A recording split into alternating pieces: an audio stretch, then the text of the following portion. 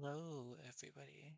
We are live, and I apparently have lost my reading page. So, let me do my best to get that back for you real quick.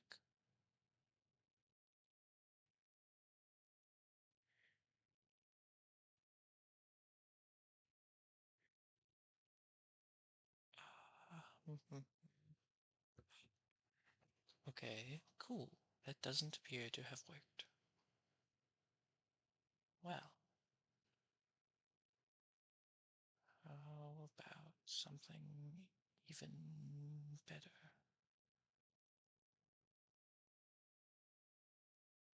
Uh,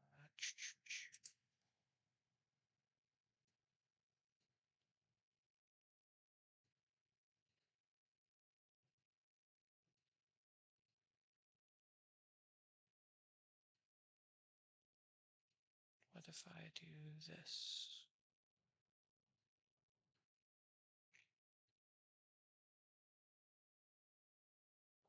Uh, it appears to not be working. Okay, well, I guess tonight I will not have a reading up. I am very sorry about that, everyone. But as I am already late, I'm afraid I do not have time to mess with it anymore. As I said, my apologies. I will not delay any longer, and we'll get right into it. Okay, deep voice for you. Deep voice for Frankenstein's monster. I lay on my straw, but I could not sleep. I thought of the occurrence of the day.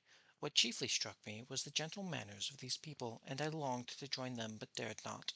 I remembered too well the treatment I had suffered the night before from the barbarous villagers, and resolved, whatever course of conduct I might hereafter think it right to pursue, that for the present I would remain quietly in my hovel, watching and endeavouring to discover the motives which influenced their actions. The cottagers rose the next morning before the sun. The young woman arranged the cottage and prepared the food, and the youth departed after the first meal. This day was passed in the same routine that which preceded it. The young man was constantly employed out of doors, and the girl in various laborious occupations within. The old man, whom I soon perceived to be blind, employed his leisure hours on his instrument or in contemplation. Nothing could exceed the love and respect which the young cottagers exhibited towards their vulnerable companion. They performed towards him every little office of affection and duty with gentleness, and he rewarded them with his benevolent smiles. They were not entirely happy. The young man and his companion often went apart and appeared to weep. I saw no cause for their unhappiness, but I was deeply affected by it. If such lovely creatures were miserable, it was less strange that I, an imperfect and solitary being, should be wretched. Yet why were these gentle beings unhappy? They possessed a delightful house, for such it was in my eyes, and every luxury. They had a fire to warm them when chill, and delicious viands when hungry. They were dressed in excellent clothes, and still more they enjoyed one another's company and speech, interchanging each day looks of affection and kindness. What did their tears imply? Did they really express pain? I was at first unable to solve these questions, but perpetual attention and time explained to me many appearances which were at first enigmatic. A considerable period elapsed before I discovered one of the causes of uneasiness in this amiable family. It was poverty, and they suffered that evil in a very distressing degree. Their nourishment consisted entirely of the vegetables their garden and the milk of one cow, which gave very little during the winter, when its masters could scarcely procure food to support it. They often, I believe, suffered the pangs of hunger very poignantly, especially the two younger cottagers, for several times they placed food before the old man when they reserved none for themselves. This trait of kindness moved me sensibly. I had been accustomed during the night to steal a part of their food for my own consumption, but when I found that doing in this I inflicted pain on the cottagers, I abstained and satisfied myself with the berries, nuts, and roots which I gathered from a neighboring wood. I discovered also another means through which I was able to assist their labors. I found the youth spent a great part of each day in collecting wood for the family fire, and during the night I often took his tools, the the use of which I quickly discovered, and brought home firing sufficient for the consumption of several days. I remember the first time I did this the young woman, when she opened the door in the morning, appeared greatly astonished on seeing a pile of great wood on the outside. She uttered some words in a loud voice, and the youth joined her, who also expressed surprise. I observed with pleasure that he did not go into the forest that day, but spent it in repairing the cottage and cultivating the garden. By degrees I made a discovery of a still greater moment. I found that these people possessed a method of communicating their experiences and feelings to one another by articulate sounds. I perceived that the words they spoke sometimes produced pleasure or pain, smiles or sadness, in minds and countenances of the hearers. This was indeed a godlike science, and I ardently desired to become acquainted with it. But I was baffled in every attempt I made for this purpose. Their pronunciation was quick, and the words they uttered, not having any apparent connection with visible objects, I was unable to discover any clue by which I could unravel the mystery of their reference. By great application, however, I wait, I lost my spot. By great application, however, and after having remained during the space of several revolutions of the moon in my hovel, I discovered the names that were given to some of the most familiar objects of discourse. I learned and applied the words fire, milk, bread, and wood. I learned also the names of the cottagers themselves. The youth and his companion had each of them several names, but the old man only had one, which was father. The girl was called sister or Agatha, and the youth Felix, brother or son. I cannot describe the delight I felt when I learned the ideas appropriated to each of these sounds, and was able to pronounce them. I distinguished several other words without being able as yet to understand or apply them, such as good, dearest, and unhappy. I spent the winter in this manner. The gentle manners and beauty of the cottagers greatly endeared them to me when they were unhappy. When they were unhappy, I felt depressed. When they rejoiced, I sympathized in their joy. I saw few human beings outside of them, and if only, if, I'm sorry. I saw few human beings besides them, and if any other happened to enter the cottage, their harsh manners and rude gait only enhanced to me the superior accomplishments of my friends. The old man, I could perceive, often endeavored to encourage his children, as sometimes I found that he called them to cast off their melancholy. He would talk in a cheerful accent, with an expression of goodness that bestowed pleasure upon even me. Agatha listened with respect, her eyes sometimes filled with tears, which she endeavored to wipe away unperceived, but I generally found that her countenance and tone were more cheerful after having listened to these exhortations from her father. It was not thus with Felix. He was always the saddest of the group, and even to my unpractised senses he appeared to have suffered more deeply than his friends. But if his countenance was more sorrowful, his voice was more cheerful than that of his sister, especially when he addressed the old man. I could mention innumerable instances which, although slight, marked the dispositions of these amiable cottagers. In the midst of poverty and want, Felix carried with pleasure to his sister the first little white flower that peeped out from beneath the snowy ground. Early in the morning, before she had risen, he cleared away the snow that obstructed her path to the milk house, drew water from the well, and brought the wood from the outhouse, where, to his perpetual astonishment, he found his store always replenished by an invisible hand. In the day, I believe, he worked sometimes for a neighboring farmer, because he often went forth and did not return until dinner, and yet brought no wood with him. At other times he worked in the garden, but there was little to do in the frosty season. He read to the old man and Agatha. This reading had puzzled me deeply at first, but by degrees I discovered that he uttered many of the same sounds when he read as when he talked. I conjectured, therefore, that he found on the paper signs for speech, which he understood, and I ardently longed to comprehend these also.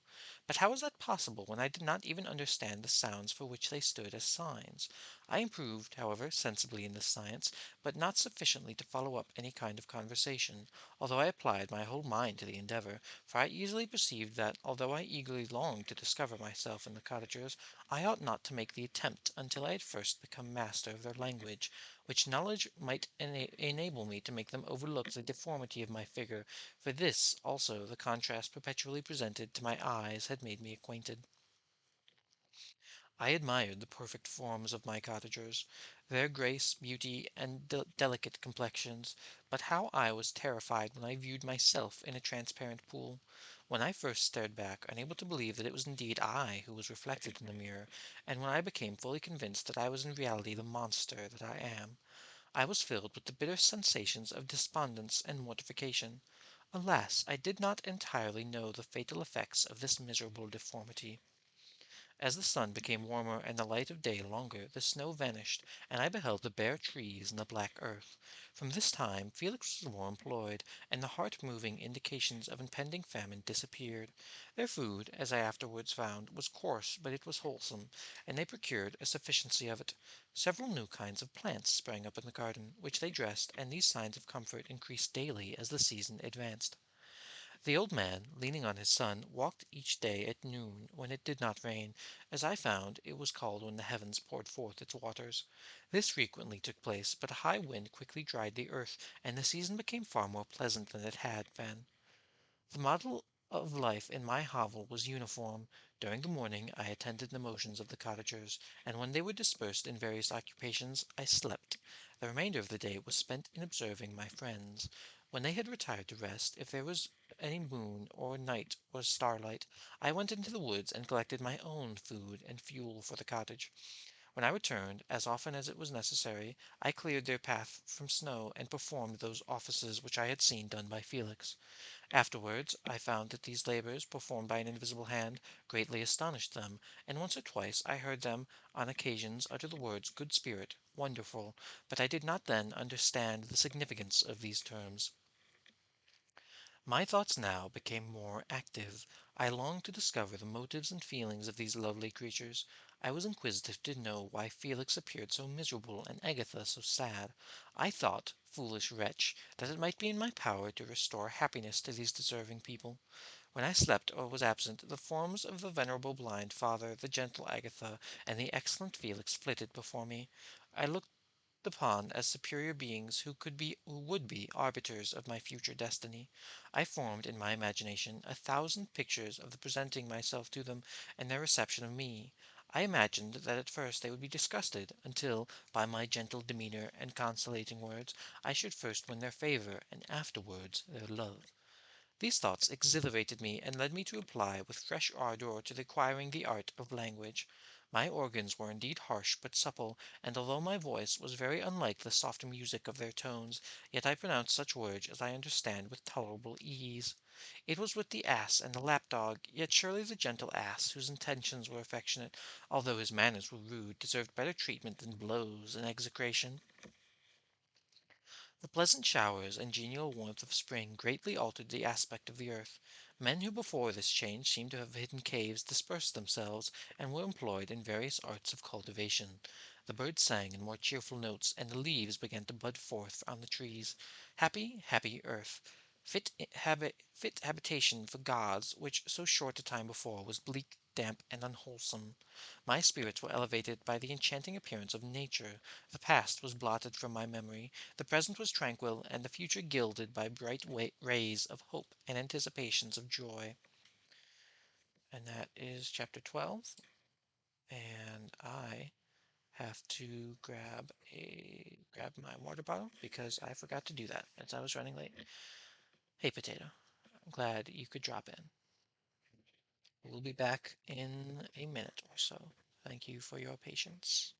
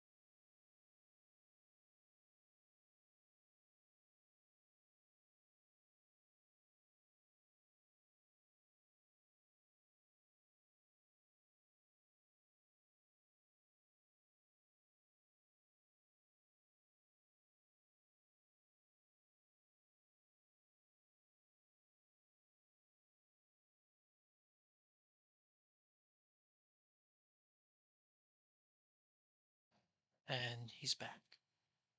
I don't know if you're actually still around, Potato, but I've got a Discord if you'd like to join it, so you'll be notified when I go live.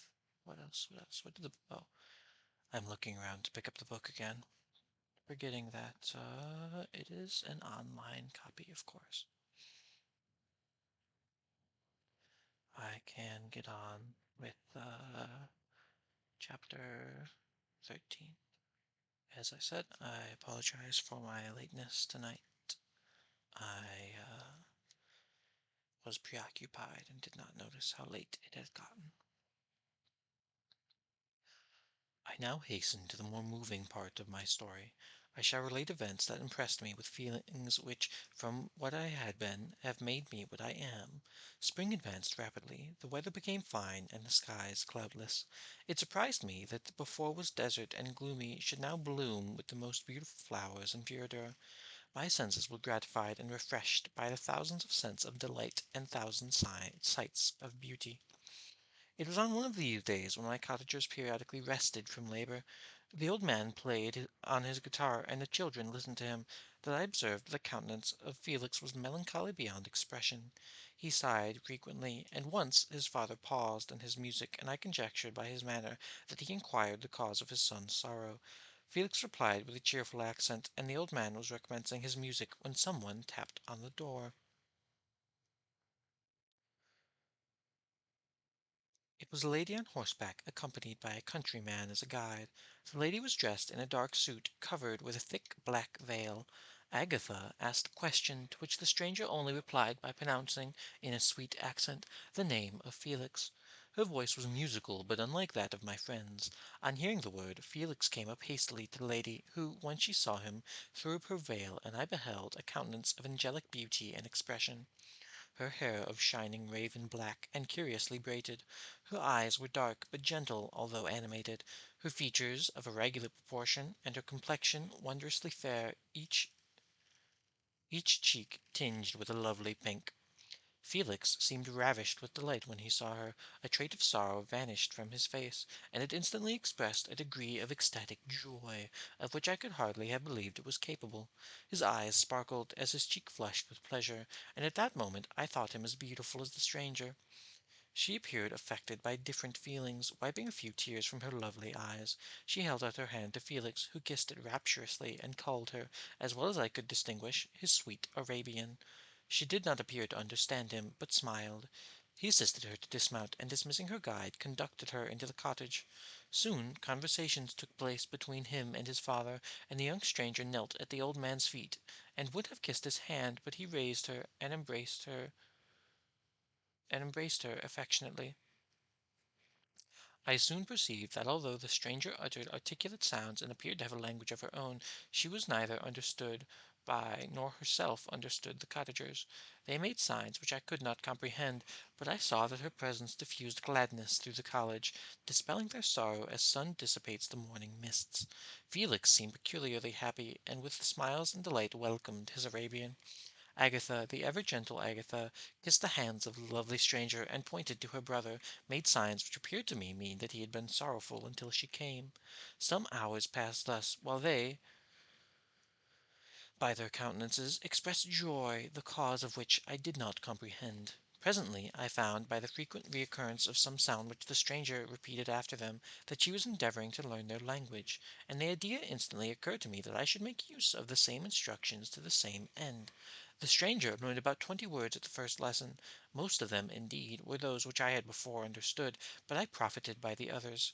As night came on, Agatha and the Arabian retired early. While they separated, Felix kissed the hand of the stranger, and said, "Good night, sweet Safie." He stood up much longer, conversing with his father, and by the frequent repetition of her name, I conjectured that their lovely guest was the subject of the conversation. I ardently desired to understand them, and bent every faculty towards that purpose, but found it utterly impossible.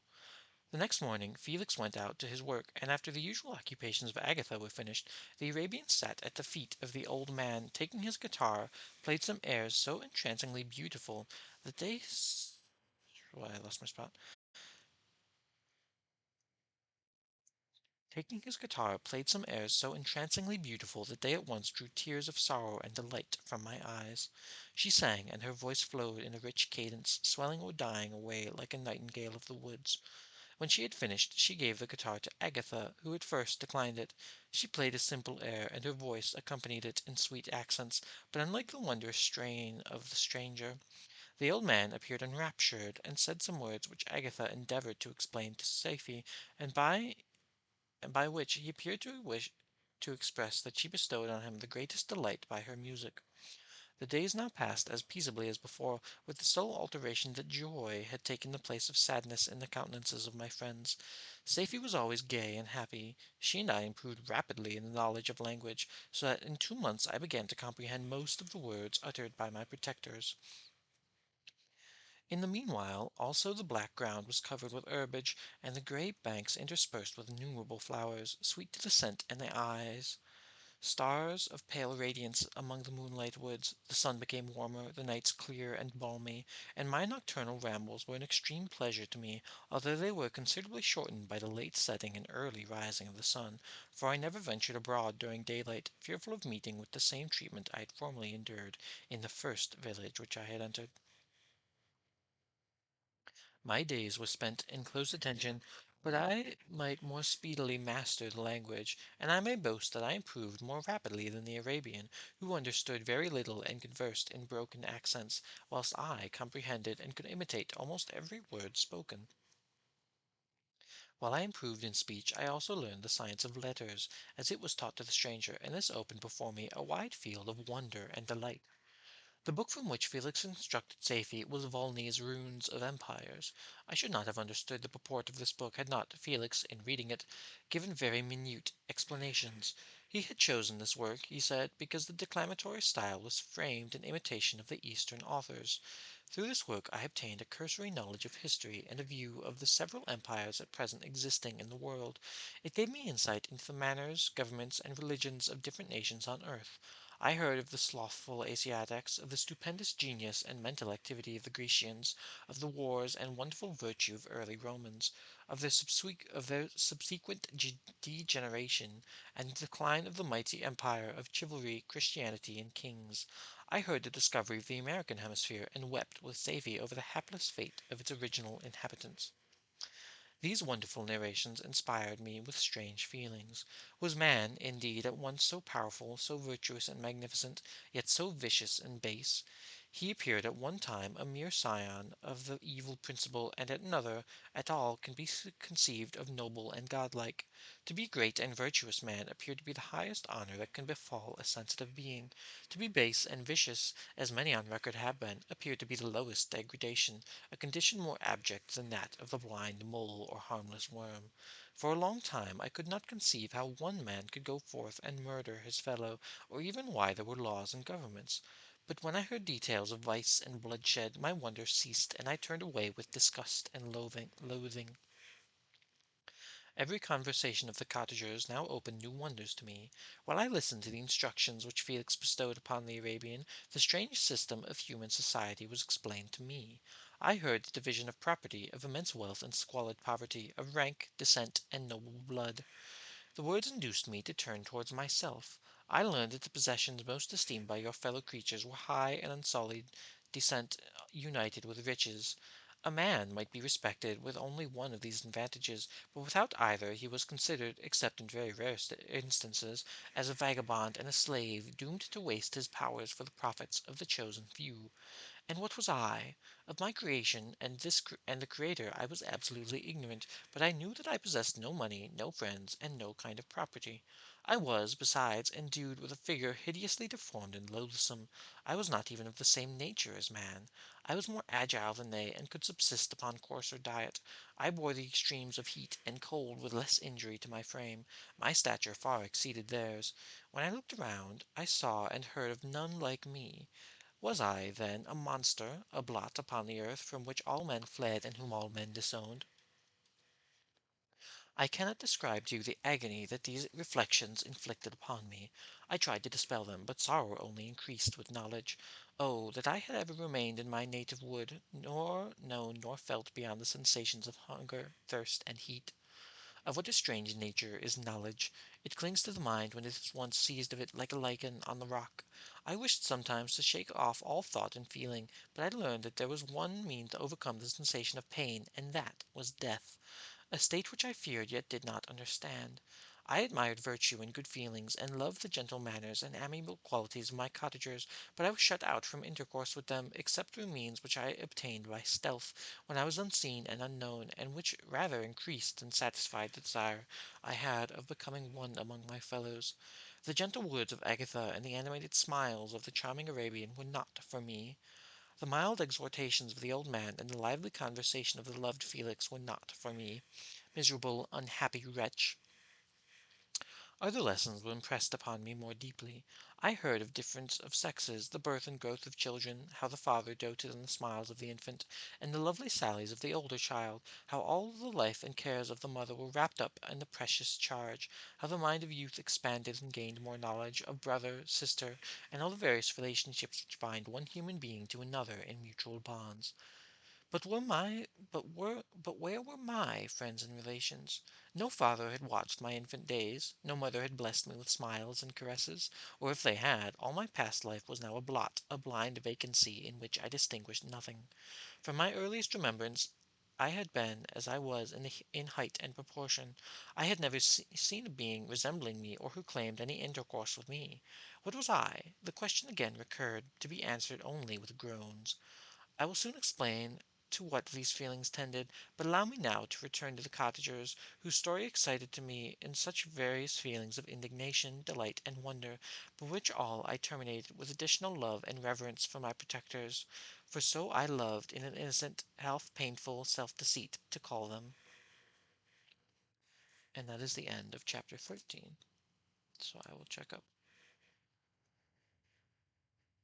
And that is the end of chapter 13. I will take a drink.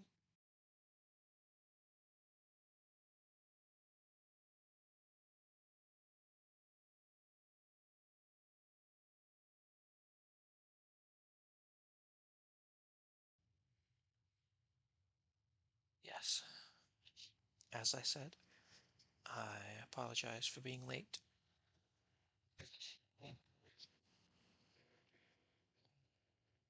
I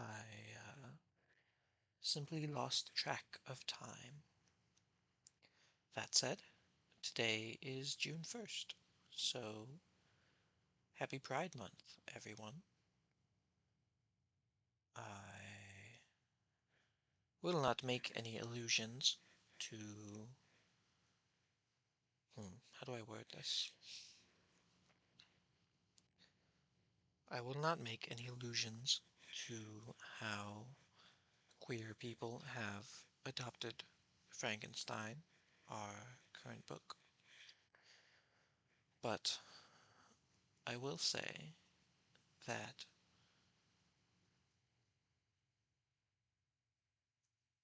you are not a monster.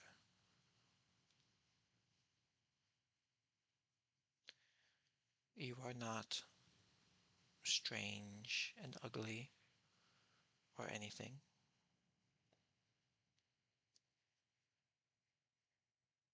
You are wonderful, and as much as I hate the word, you are valid in your feelings and in your thoughts, except those which are mean to yourself. You will find someone, no matter what your current situation, whether that someone be friend or someone to love, in a romantic sense.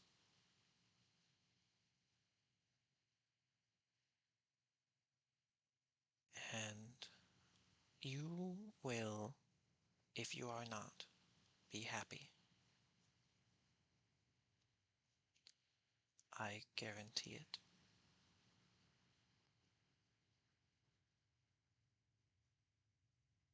Thank you everyone for coming tonight, and I will see you tomorrow night, and I will endeavor to be on time. Good night.